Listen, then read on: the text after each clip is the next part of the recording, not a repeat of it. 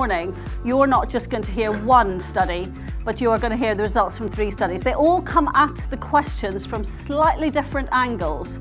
They all come together to corroborate that having news brands in the mix is always better than not having them in the mix.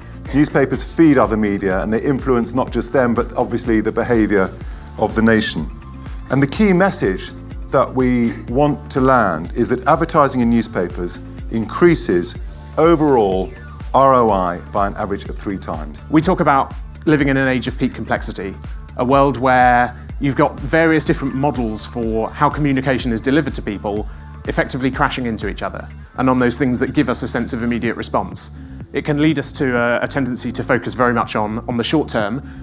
Someone, I think at Wieden & Kennedy, once called them crack cocaine metrics, which is punchy, but I rather like. Events like today let us do is look outwards about how the metrics that we measure today will convert into the metrics that matter tomorrow. The challenges we face is educating, particularly those who are younger in the media business, and informing their planning in ways that shows the value of traditional media, particularly newsprint and newsprint online. What we saw was when looking at platforms in isolation, print, perhaps unsurprisingly, was the most effective platform for brand building. However, the most efficient combination was print plus digital. What we saw here was a multiplier effect where effectively you're getting 2 + 2 = more than 4. For print, the average uplift across those 13 brand health metrics I talked about was +5%. When you add digital to the mix, that increases to +17%. The multiplier effect, we only see it when print is in the mix. The main takeaway is the impact that print has on brands, particularly print and digital print, where phenomenal uplift in brand saliency and trust, and some really exciting data. So I think the most surprising thing that I heard today was all about the long-term effect of print advertising, and it's something that we don't usually hear that much about.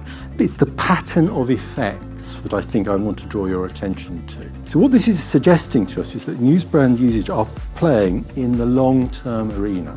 And this is hugely important to their role in multi-channel platforms, that we really need these channels that can actually work over the long term. If we don't drive customer acquisition, we don't succeed as a brand. The holy trinity of effects that drive profitability. We have market share growth, we have significant improvements to price sensitivities, and we have very, very significant uplifts to customer acquisition. All 3 of those are responsible for the impressive profit metric shifts that we're seeing here. The pattern of effects is exactly what we would want in this modern short-termist world if we are going to stand any chance. The absolute folly of those who would suggest to you that the future of effectiveness is a uniquely digital affair, and that legacy media, in this case print, still have an enormously powerful role to play in effectiveness. My main takeaway has been the positivity around the value of news brands, what it can add to schedules, and clearly we now have some tangible data that can back up the argument by which the value of prints can be actually judged in a more tangible fashion.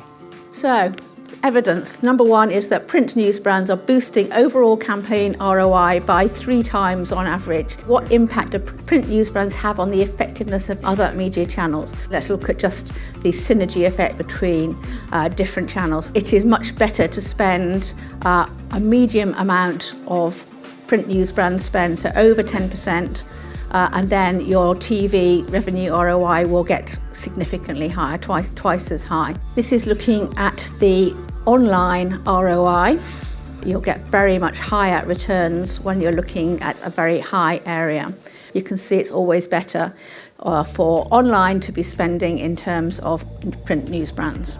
So on to kind of killer question, what proportion of the budget should be spent on print news brands to deliver the optimal total campaign ROI?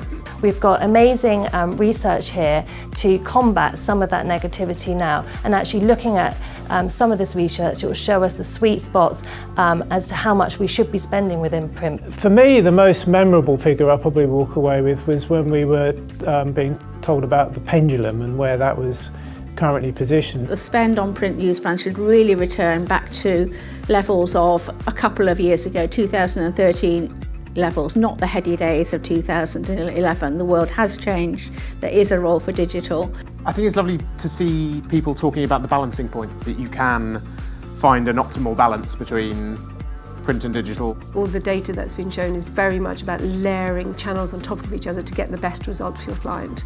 The layering and the thinking and the quality of our planning needs to come back together. This is the beginning of a snowball effect. It's a blend of different media, it's a blend of the old and the new, and we need to reach that point where everybody can work in harmony together to get the most effective outcomes. So it's a really great opportunity for the whole industry to come together and actually look at how does print, how do news brands work, and how do they work with other platforms. And we've now got some really, really interesting hard facts for us to take out to the wider agency and show them why it's so important for us to have news brands on our schedules.